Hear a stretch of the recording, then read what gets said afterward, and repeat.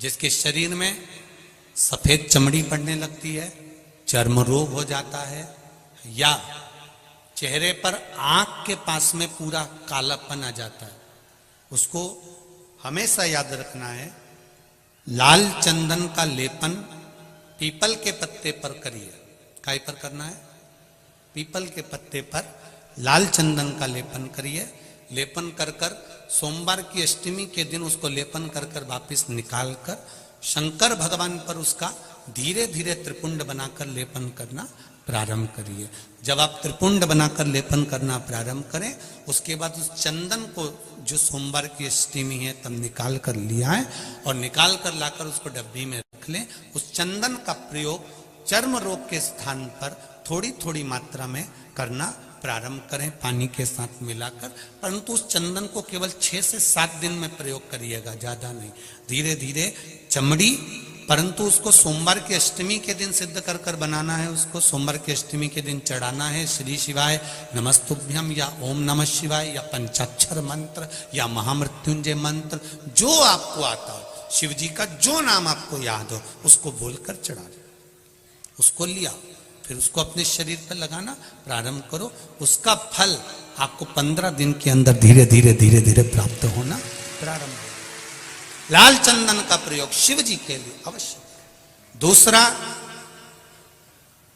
जब विषम परिस्थिति आ जाए, ऐसा लग रहा है कि आपने पशुपति व्रत कर लिया, सोमवार की अष्टमी का प्रयोग कर लिया, मैंने शंकर जी की आराधना कर ली, तो भी विषम परिस्थिति चल रही है, अभी तक कोई सुधार आने को तैयार नहीं है, तब शंकर जी के मंदिर में जब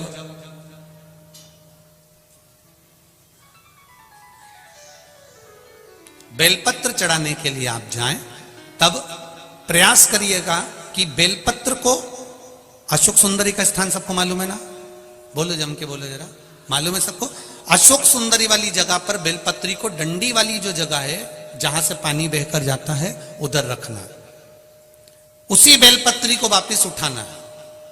शिव जी के शिवलिंग पर जब बेलपत्री रखो तो डंडी का भाग, आप यहां बैठे हो तो डंडी का भाग पीछे की ओर होना चाहिए। शिवलिंग जैसे ये है तो डंडी का भाग पीछे की ओर, उसको रखकर 7 लोटा जल भगवान शंकर पर समर्पित कर दीजिए, अपने भाव को रखते हो। अगर विषम परिस्थिति चल रही है, आपने पशुपति व्रत कर लिया, सोमवार के अष्टमी का कर लिया, उसके बाद भी कार्य नहीं हो रहा, अटक रहा है किसी कारणवश, कोई फाइल मोटी है, थोड़ा समय लग रहा है, तो 7 लोटा जल का प्रयोग करें। धीरे धीरे 7 लोटा जल शिव जी को बाल्टी में भरकर ले जाएं अपने घर से। 7 कलश जल शिव जी को समर्पित करना है और समर्पित करने के बाद उस बेलपत्री को वापिस अपने ही घर पर लेकर आ जाना। 11 दिन 21 दिन उसको रखो, फिर उसका विसर्जन वापिस किसी नदी, सरोवर, तालाब या वृक्ष के नीचे कर दीजिए। बाबा हाथ पकड़कर बाहर निकाल ही देगा। परिस्थिति अगर बहुत विचित्र, विषमता, बहुत विषम परिस्थिति में उस जगह पर इसका प्रयोग कर सकते। शंकर भगवान को रिझाना, बेलपत्र का प्रयोग भगवान शिव को रिझाने का जो आनंद है, शिव को जो मनाने का आनंद है, वो एक स्वरूप ही अलग है, उसका एक स्वरूप आनंद। सोमवार की जो अष्टमी होती है ना, प्रयास करना, कभी अगर मौका मिल जाए करे आप लोगों को, सोमवार की जो अष्टमी होती है, जिस लड़का लड़की का विवाह नहीं होता, जिसका मंगल पाणिग्रहण संस्कार नहीं होता, वो जो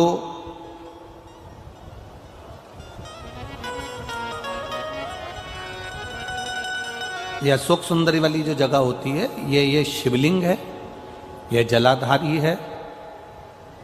यहाँ से जो चरण है, इसमें राइट में गणेश जी, लेफ्ट में कार्तिकेय जी, बीच में एक मोटी सी लाइन होती है जो अशोक सुंदरी का स्थान होती है। शिवलिंग के ऊपर जो जलाधारी बंदी होती है, वो जलाधारी में से जो बूंद बूंद पानी शिव जी पर गिरता है, वो शंकर भगवान की 5 बेटियां जया, विषहरा, शामली बारी, दौतली और देव, ये ऊपर से एक एक बूंद पानी शिवलिंग पर गिरा रही होती। कभी मौका लगे और आपको लगे कि विवाह नहीं हो रहा है बच्चों का, तो उस समय पर ये 3 पत्ती की जो बेलपत्र लेते हैं, बीच की पत्ती में कंकु रोली या लाल चंदन और 2 पत्ती में पीला चंदन, अक्षत का एक दाना ऊपर वाली पत्ती में जिस पर आपने लाल चंदन लगाया है या रौली लगाई है, और 3-3 अक्षत के दाने इन दोनों पत्ती में।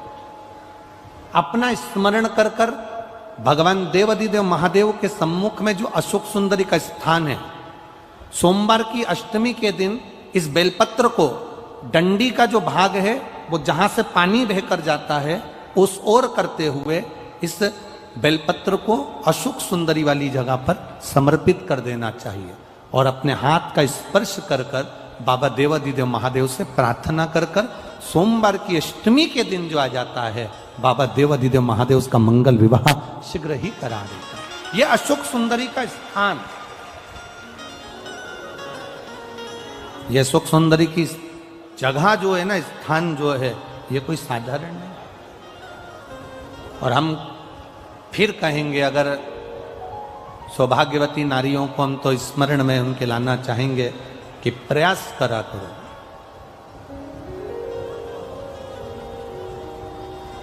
प्रयास करा करो कि सुहाग की सामग्री आप चुंदड़ी देते हो, चूड़ी देते हो, काजल देते हो, लाली देते हो, आप बहुत सारा सामान सुहाग का देते हो, हम मना नहीं करेंगे, पर प्रयास करा करो कि सुहाग की सामग्री कभी भी प्लास्टिक की डलिया में नहीं, बांस की टोकनी में रखकर देना चाहिए।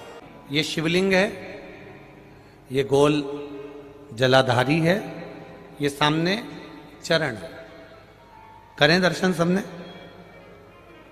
ये 2 सामने जो चरण है, इसके बीच में सुख सुंदरी है। कभी कभी विशेष कोई अवसर आए,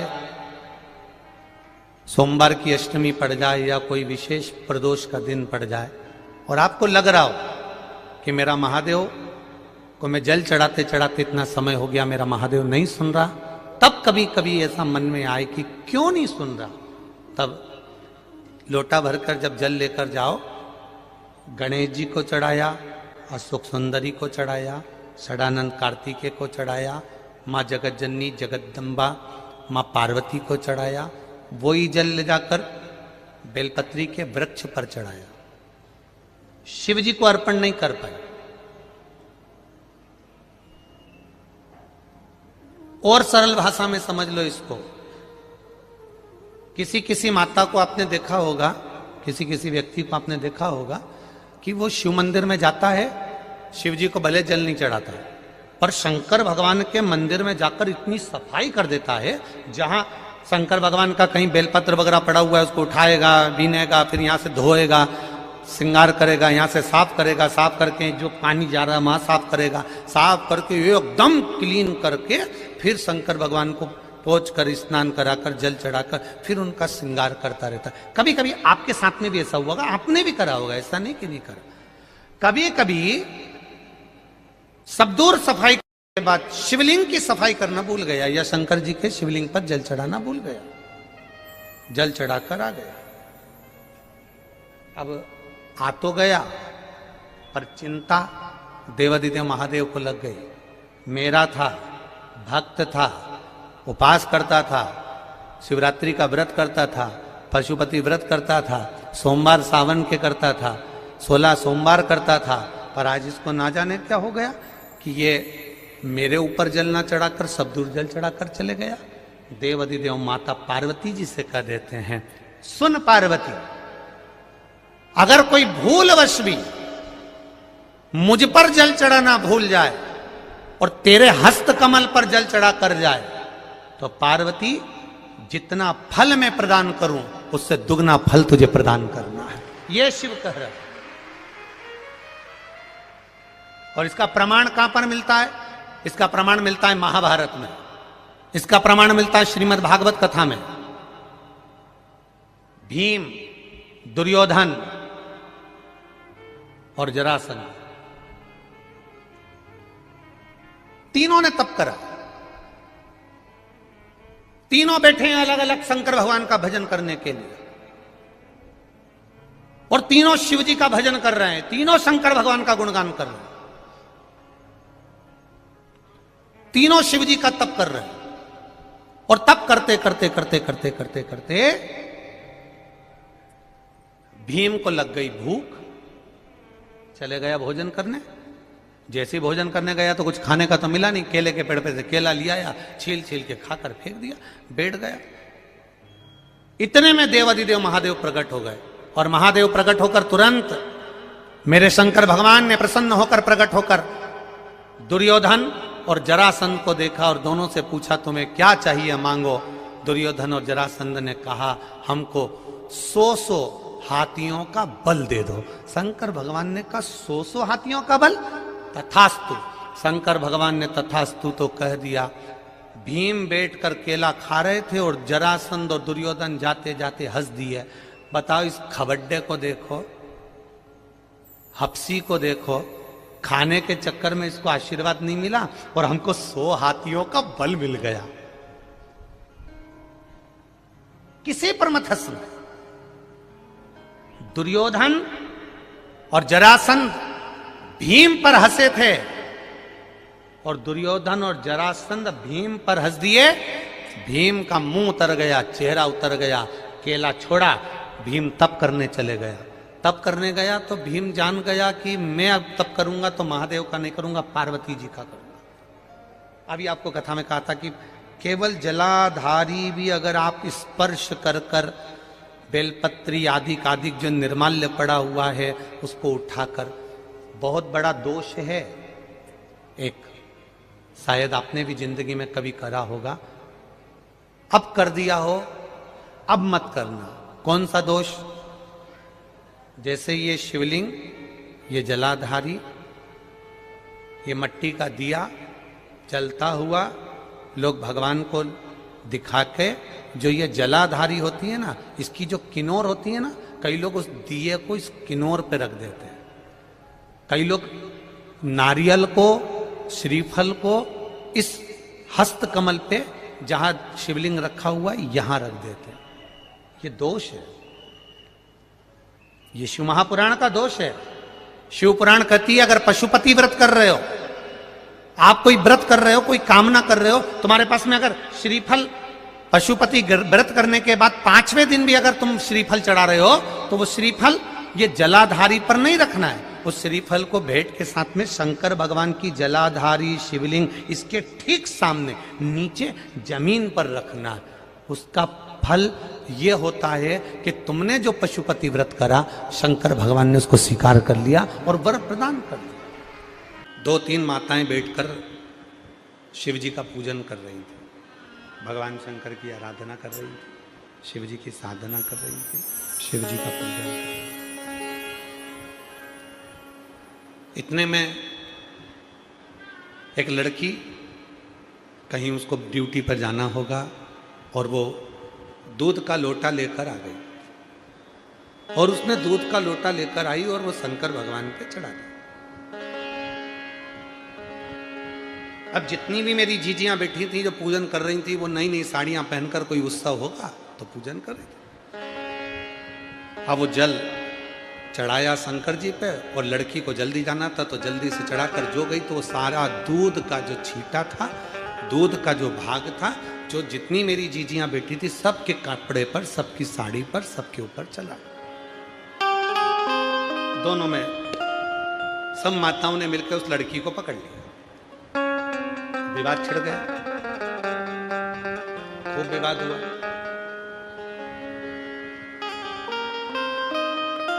लड़की बोली मैंने जल दूध चढ़ाया, उसमें क्या गलती करी? मेरे को कॉलेज जाना था, चढ़ा कर मैं जा रही थी। दूसरी बोली हमारा पशुपति व्रत था, नई साड़ी पहनकर आए थे, पूरे के पूरे तुमने डाल दिया, और हमारे पूरे कपड़े में, थाली में, हमारी थाली में जितना सामान था सब में दूध ही दूध चले गए। विवाद। अब वो भी दोनों शंकर की भगत जो पूजन करने बैठी हैं वो भी, और जो जल चढ़ाकर दूध चढ़ाकर जा रही है वो भी, दोनों में झगड़ा हो गया, ये 4-5, वो अकेली। अब भी लगाओ फोन सीओर वाला महाराज को, पूछो क्या मैंने गलती करी। इधर से वो 5 बैठी थी, उनने भी फोन लगाया, उधर से वो अकेली ने भी फोन लगाया, सीओर फोन गया, सीओर से आशीष का नंबर लिया, आशीष को फोन लगाया, आशीष उस समय पर हमारे पास में नहीं था, उसने विकास महाराज को फोन लगाया, विकास महाराज भी उस समय हमारे पास नहीं थे, फिर उन्होंने सत्यम महाराज को फोन लगाया, सत्यम महाराज को फोन लगाया, फिर सत्यम महाराज हमारे पास में आकर बोले, गुरुजी एक माताओं का थोड़ा सा विवाद छिड़ा और उसमें थोड़ा सा दोनों की तरफ से फोन आ रहा है, पहले आप वो जो बैठ कर पूजन कर रही हैं उनसे कुछ बात कर लो, फिर वो जो खड़े होकर जो दूध चढ़ाई उससे बात कर लो, विवाद चल। खड़े होकर जिसने दूध चढ़ाया वो कहने लगे मेरे को जल्दी जाना था, शिव जी पे दूध चढ़ा दिया, वो दूध इनकी थाली में चले गया, इनके कपड़ों पर चले गया, इनके ऊपर चले गया, तो ये मुझसे लड़ रही हैं। और जो नीचे बैठी थी वो कहने लगे हमारा थाली खराब कर दी, हमारा कपड़ा खराब कर दिया, हमारा पूरा अंग दूध में गीला कर दिया। अब हमने कहा तुम स्पीकर चालू करो, और स्पीकर चालू कर कर हमने कहा जितनी मेरी जीजियाँ बैठी हैं पूजन करने के लिए, अगर कोई ने दूध चढ़ाया है और वो चढ़ा हुआ दूध अगर देव अधिदेव महादेव का अपने शरीर पर आ जाता है, तो कुमार खंड में श्री सैलम पर जब भगवान शंकर पहुंचे थे माँ पार्वती को लेकर, और माँ वीणा वादनी माता सरस्वती ने जब भगवान शंकर को दूध चढ़ाया था और सारे देवताओं के श्री विग्रह पर श्री सैलम की भूमि पर जब देवताओं के शरीर पर पड़ गया था, उसी में से इंद्र को क्रोध आया था। तब स्वयं तुमरुका जी ने कहा था ए इंद्र क्रोध मत करो, जब शिव पर चढ़ा हुआ दूध अपने शरीर पर आता है तो शिव आशीर्वाद देते हैं कि दूधो नहाओ पूतो फलो, तुम्हारी जिंदगी में खूब आगे बढ़ो। और तुम झगड़ा कर रहे हो, तुम विवाद कर रहे हो।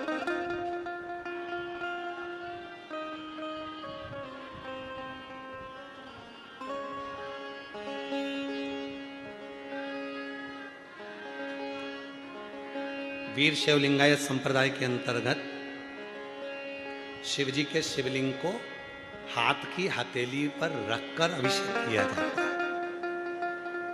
यहां पर अगर कोई बैठे होंगे तो उन लोगों के स्मरण में बैठे हैं, यहां पर वीर शिवलिंगायत संप्रदाय बैठे हो, कहां रखकर करते हो अभिषेक? बोलो जरा हाथ में। हाथ की हथेली, हथेली के ऊपर रखकर अभिषेक किया जाता है। क्यों? भगवान शंकर के शिवलिंग को अपनी हथेली पर रखकर क्यों पूजन करते हो? कभी अपने गुरु से पूछना, अपने गुरु जरूर बताएंगे। वो त्रिलोकी का नाथ, वो त्रिकालदर्शी, वो कैलाशी, वो अविनाशी, वो त्रिपुंडधारी, वो त्रिशूलधारी,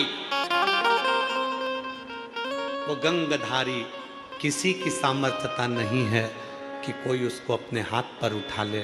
पर जब शंकर का कोई भक्त उसको अपनी हथेली पर रखकर उसका अभिषेक पूजन करता है तो ये भाव से करता है कि मेरे हाथ की रकीलों में अगर कोई रकील ऐसी है जो मुझे दुख दे रही है तो तेरे आने से वो रकील भी ठीक हो जाएगी। ये मुझे विश्वास है, ये मुझे भरोसा।